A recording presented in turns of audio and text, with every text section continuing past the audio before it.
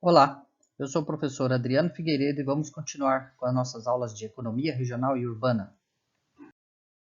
Hoje nós vamos usar esses textos aqui como referências, o texto do Coutinho sobre espaço e economia no sistema de Cantillon e um pequeno texto que nós escrevemos aí para vocês. Então, hoje nós falaremos sobre as noções introdutórias de Richard Cantillon e James Stewart. Os pioneiros nas análises de economia regional costumavam enfocar as questões como homogeneidade, representatividade de medidas de localização, de dispersão, né, ignorância das interações sociais, ineficácia de políticas, as diferenças, as assimetrias que existiam no espaço e entre as classes sociais, para tentar avaliar a localização. Normalmente são colocados aí como alguns principais teóricos da localização, alguns teóricos que costumeiramente são chamados de clássicos, o von Thunen, Weber, Christaller, Losch, Izard e outros, né?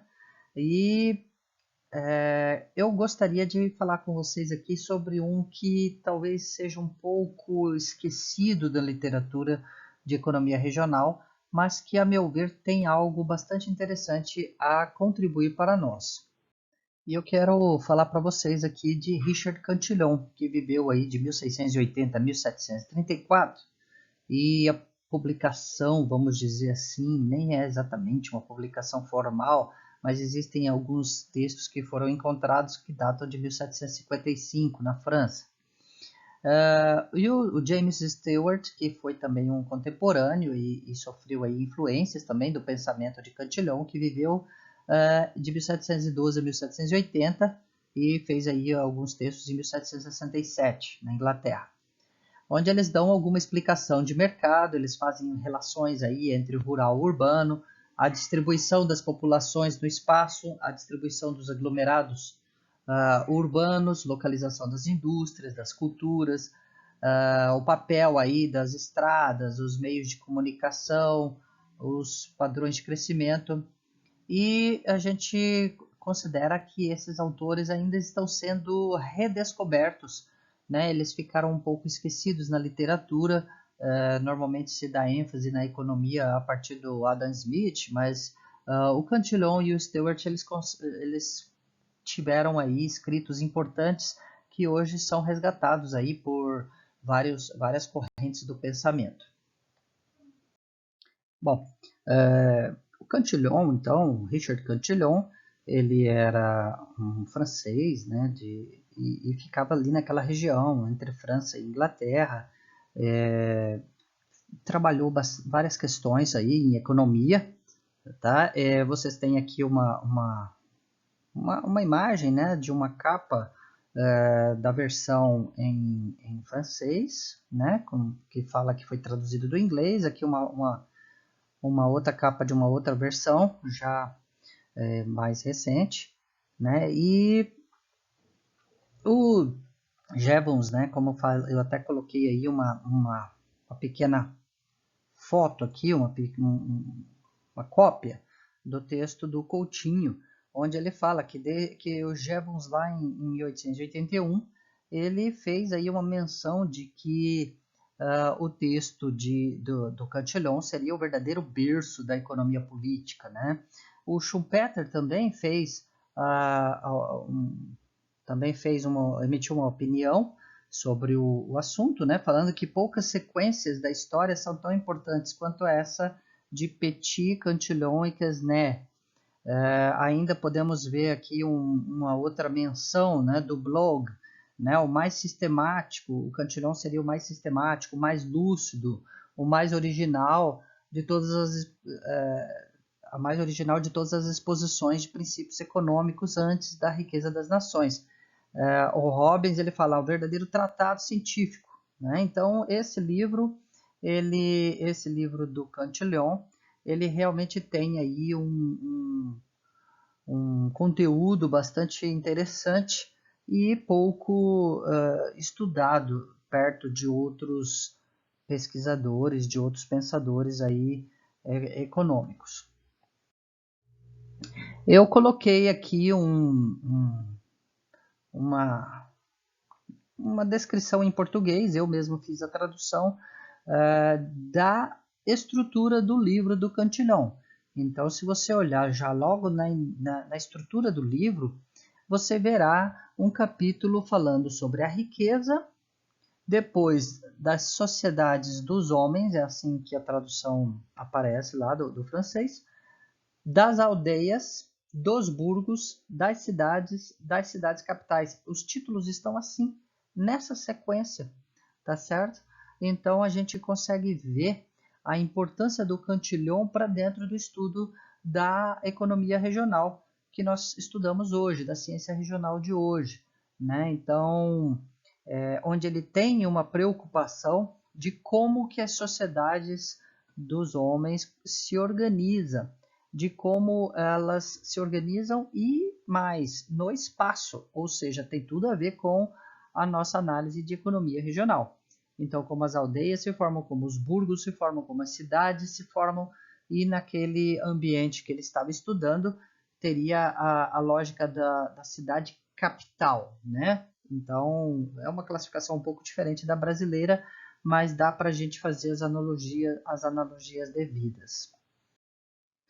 Então, eu peguei aqui, essa é uma extração, eu gosto de, tem horas eu coloco exatamente a cópia do texto, né? Então, nesse caso, eu peguei do livro do Lopes, que é justamente para vocês verem com as próprias palavras deles, tá certo? Para que não haja aí uma deturpação, né? E é interessante a gente ver aqui nessa parte que o Cantillon ele fazia a separação dos trabalhadores e proprietários de terra e arrendatários capitalistas. Então você tem o proprietário da terra, era uma classe importante, a classe dos trabalhadores, ele deixa isso bem destacado, e a classe dos empresários, que seriam chamados aí dos arrendatários capitalistas.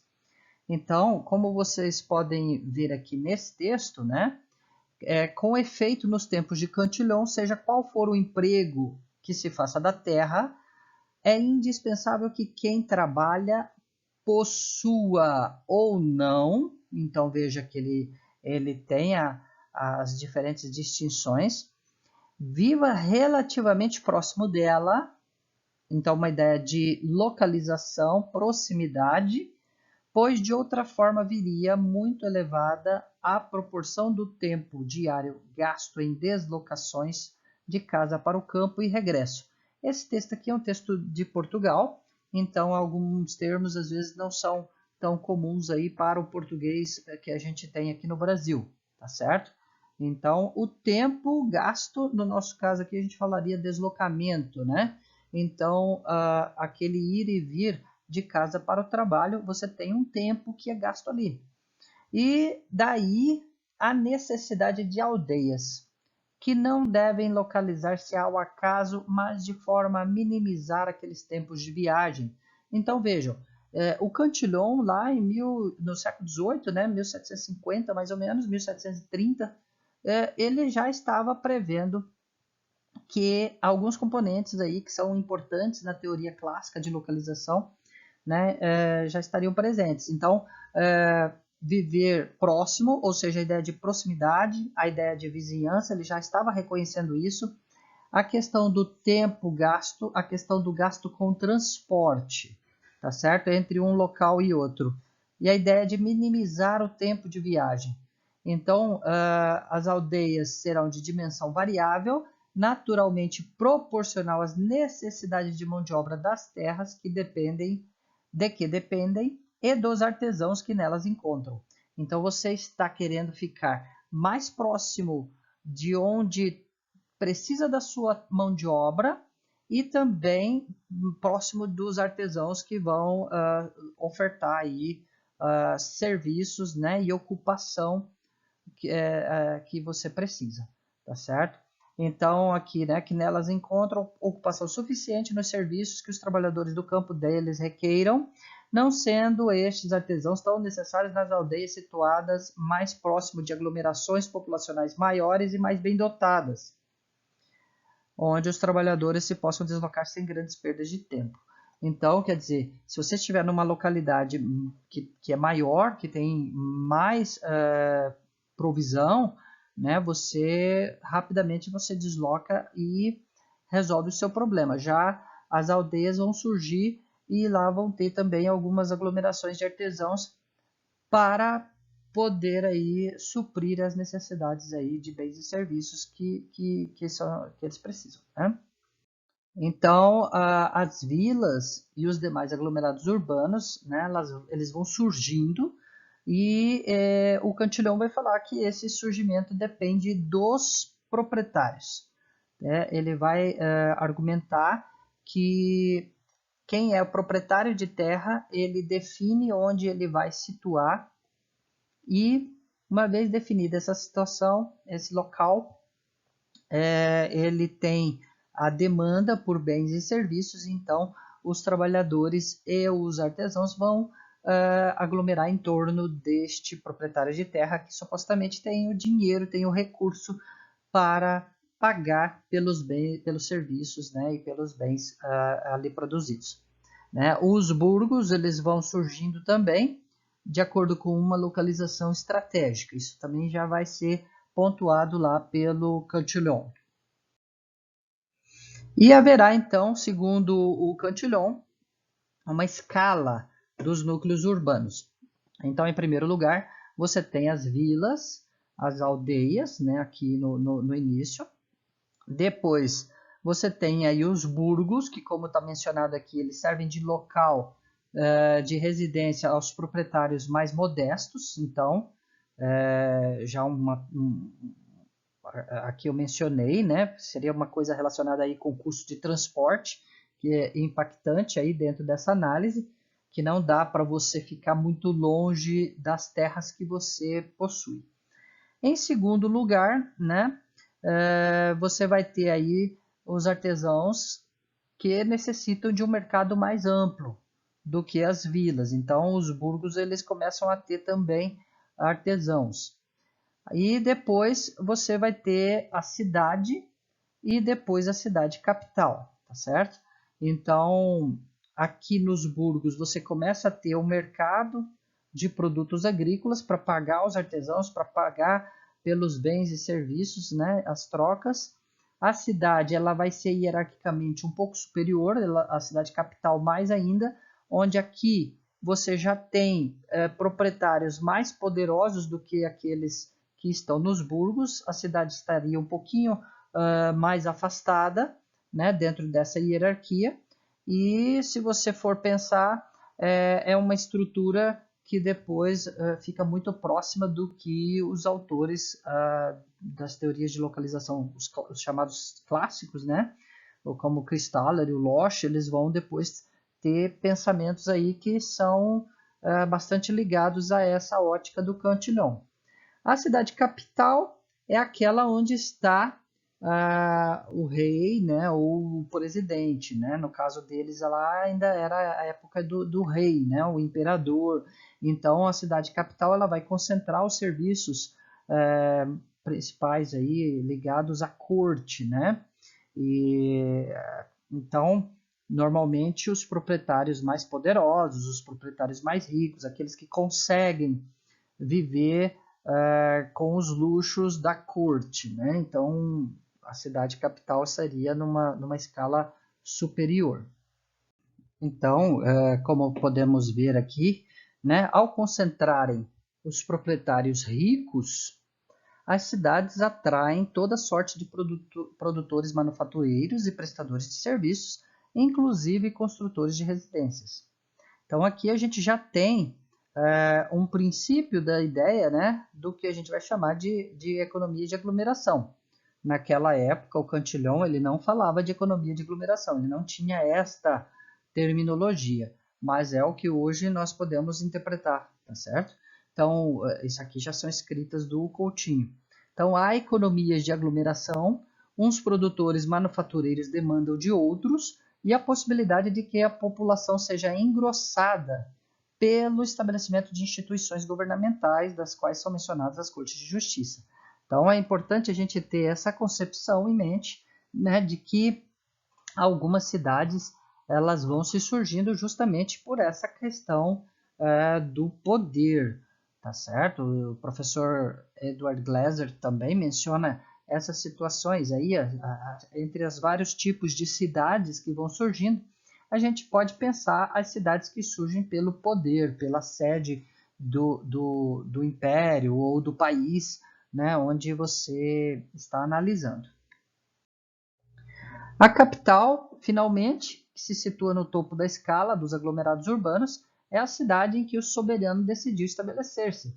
Então, a presença do rei, a presença do imperador, vai trazer para perto a nobreza e os proprietários mais ricos, aqueles que querem, de alguma forma, se aproveitar da presença do rei, do imperador, daquela corte, daqueles serviços associados ali, que de alguma forma favorece e gera algum tipo de bem-estar para eles, né?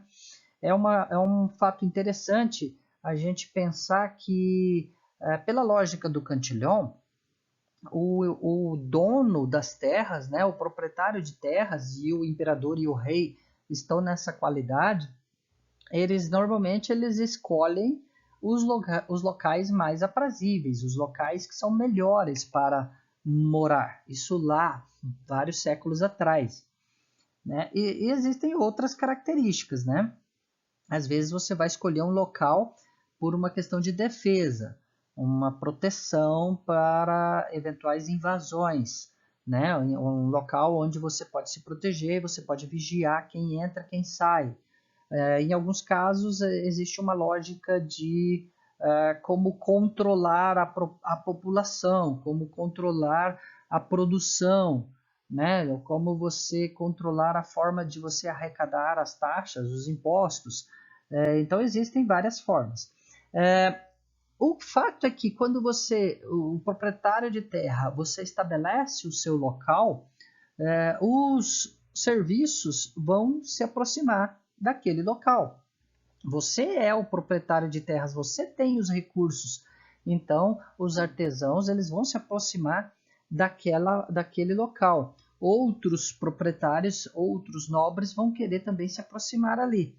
E aí você começa a ter, então, o núcleo habitado, tá certo? Essa é uma das formas, né, de você ter um povoamento de um determinado local. Não é a única, tá? Existem outras abordagens que nós vamos falar aí ao longo do curso, mas essa é uma das formas. Então, a capital é o foco em torno do qual gravitam os homens de dinheiro e os que lhe prestam serviços, tá certo? Então, ali você tem os principais serviços sendo colocados e vai se formando, se consolidando como um centro, né? Que depois aí o Cristal e o Losch vão falar sobre o lugar central, né? A teoria do lugar central nós falaremos um pouco mais à frente. Então, o Cantillon ele resgata a natureza da propriedade privada.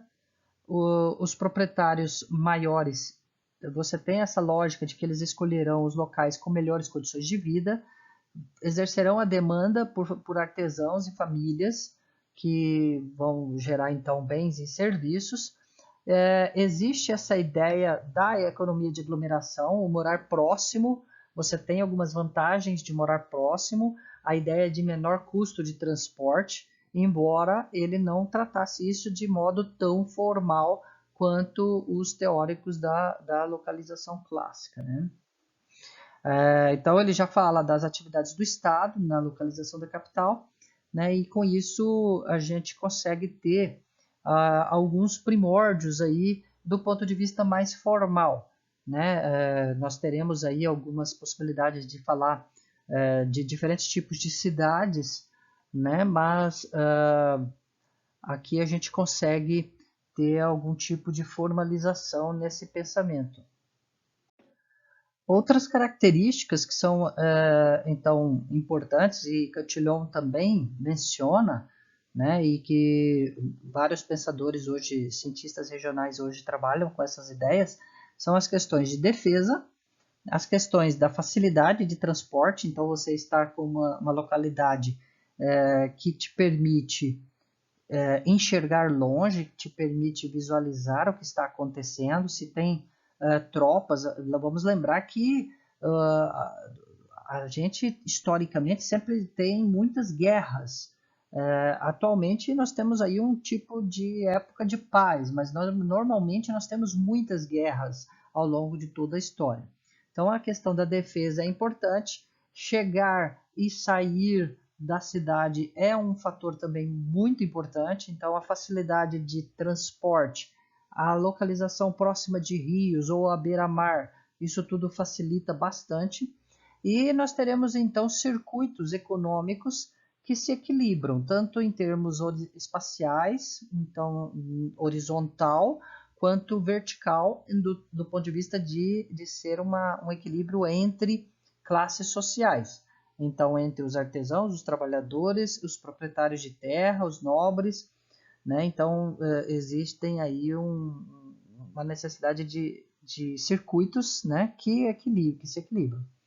E vão aparecer aí, não exatamente com o Cantillon, mas vão aparecer as ideias aí de economias de aglomeração e de escala, né, os preços que precisam ser competitivos para alcançar mercados e considerar aí o custo de transporte dentro dessa lógica de comercialização entre regiões, né? A ideia de você deslocar para vender, deslocar para comprar e transportar o produto. Não era igual hoje, onde né, hoje, quando nós temos aí todos os serviços digitais acontecendo, que muda um pouquinho essa lógica.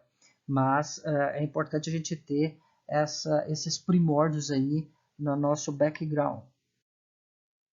Então, na localização das áreas dos mercados urbanos, né, o Cantillon ressaltou que é muito menos dispendioso para os compradores e vendedores se reunirem em um ponto do que viajar pela periferia buscando e descobrindo os vários preços que os compradores querem pagar, estão dispostos a pagar, ou os vendedores dispostos a aceitar para vender.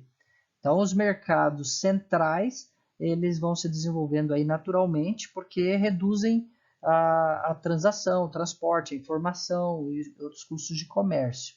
Então, você vai ter aí algumas lógicas que hoje nós vamos falar aí de cidades mercantis, nós vamos falar de cidades industriais, nós vamos falar de cidades enquanto centros político-administrativos, né? Então, temos diferentes formatos que justificam aí o surgimento das cidades.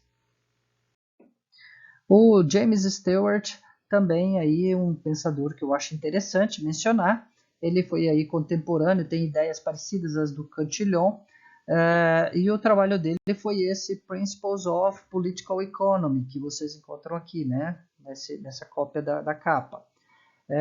Eu coloquei aqui uma cópia na íntegra aqui de um pedaço do texto do Lopes, né, para vocês verem. Eu gosto de, quando eu coloco assim na íntegra, é porque eu gosto de aproveitar as próprias palavras do autor, né? Então, a distribuição espacial pela via do emprego, ou seja, então vamos ler. Não deixa de ser curioso que ele inicie os princípios pela afirmação de que a economia em geral é a arte de promover a satisfação das necessidades de uma família com prudência e com frugalidade. Então veja que ele está aqui no século XVIII, tá certo? Falando aqui então de uma característica fundamental da área de economia, que é promover a satisfação das necessidades de uma família com prudência e frugalidade. Como não deixa também de ser curioso ver na explicitação das necessidades a alimentação e emprego. E aqui uma citação na íntegra do texto do Stewart. O objeto disso numa família privada é, portanto, prover o abastecimento, né, prover aqui os alimentos, né, todas as necessidades que você tem, e o emprego, e aqui a tradução disso é o emprego de cada indivíduo. ou de outra forma, mais adiante usada, prover alimentos, outras necessidades e emprego para qualquer um, para todos, né, na sociedade. Então, vocês vejam, é importante a gente ter em mente essa característica. A gente precisa ter essa consciência de que a família precisa prover as necessidades básicas dos seus entes, né, dos seus indivíduos, tá certo? E ela vai procurar um local onde consiga fazer isso. Então, ela precisa ter o emprego para poder exercer o consumo, prover os alimentos e outras necessidades para os seus indivíduos, tá certo? Então, essa distribuição espacial pela via do emprego. Você vai se localizar de acordo com onde tem emprego para você. Então, o Stewart é um precursor, né, das ideias do von Thunen, né, em termos de localização. Podemos citar vários outros aqui. O von Thunen é o mais direto nisso. Nós falaremos sobre o von Thunen quando falarmos dos anéis de von Thunen.